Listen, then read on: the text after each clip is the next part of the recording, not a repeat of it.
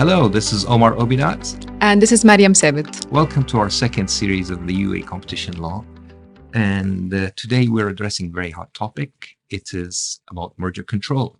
But before we talk about that, I just want to state that the term merger control doesn't exist in the UAE Competition Law, Correct. right, Yeah. Mariam? Yes. What do we call it? Well, merger control or terms existed in EU and US abroad for harmonization. We always call it merger control, but it's actually under the law, it's called economic concentration. So that's the actual correct term in the UAE here. So economic concentration really means combining or joining assets between two or more entities to allow it to have a greater market share. Mm-hmm.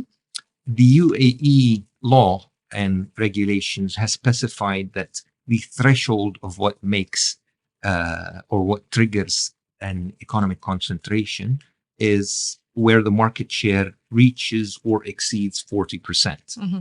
Correct. But there's a trick there because it says 40% in the relevant market. Yes.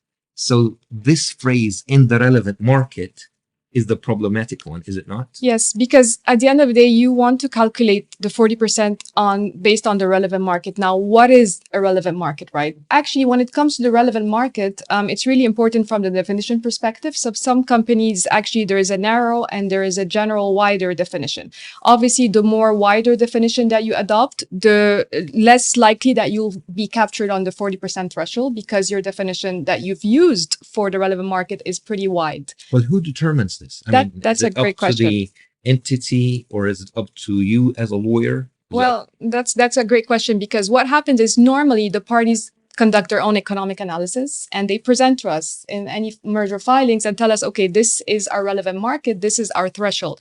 But again, when the relevant market is subject to different interpretations, meaning that it could be actually looked into a narrow definition, then that's when it could be really tricky. So if the definition of the relevant market is subject to different interpretations, that's when it usually has to be decided by the competition authority. And they've told us, you remember, Omar, many times before that, listen, it's not up to you to decide if it's narrow or wide. We need to do our own assessment, even if it, for example, the EU has made a decision that it's a wide definition, there are still different particular of the market in UAE that they have to make their analysis and decide. Yeah, the ultimate say of what is the relevant market is decided by the competition authority.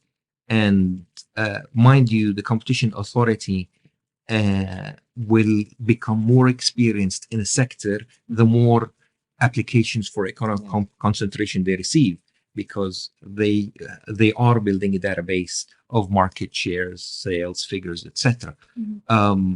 But it seems to me that there is no global definition. So meaning that could a relevant market in EU or in Saudi Arabia be different from that in the UAE? Yes, absolutely. I mean, actually, in a previous transaction, we found different relevant markets in different jurisdictions, depending on the competition authority. So yes, it really depends on the market dynamics here, the population here, whether or not this consumer would consider this product as a substitution to their other product and hence captured in the relevant market definition. So it really is very relative. So having defined the relevant market and supposing we do meet the threshold of 40% market share or above, walk me through the rest.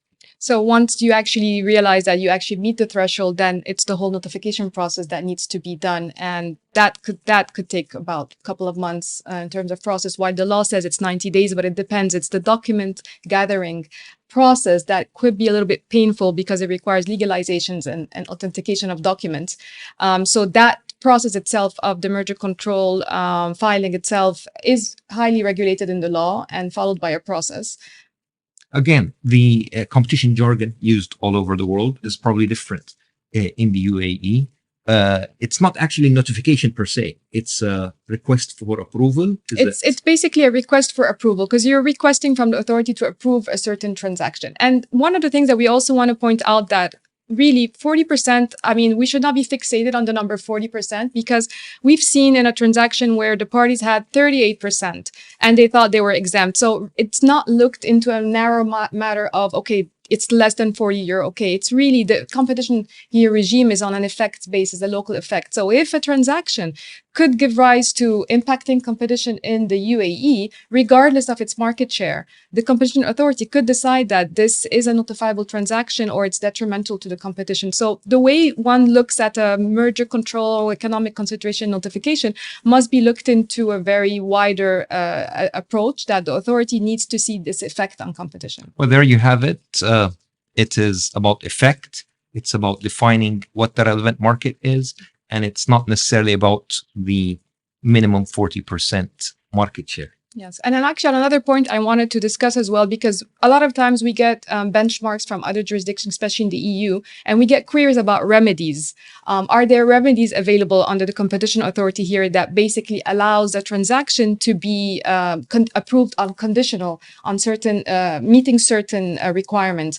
But until now, I mean, there has been no remedies that have been applied by the authority, and these are things that we're following up closely. Well, it sounds to me there's a lot to talk about under merger control, and Yes. you're not going to stop unless I stop you. No, So I'm not.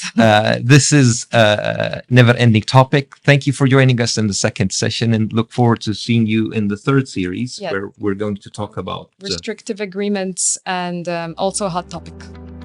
Thank you again.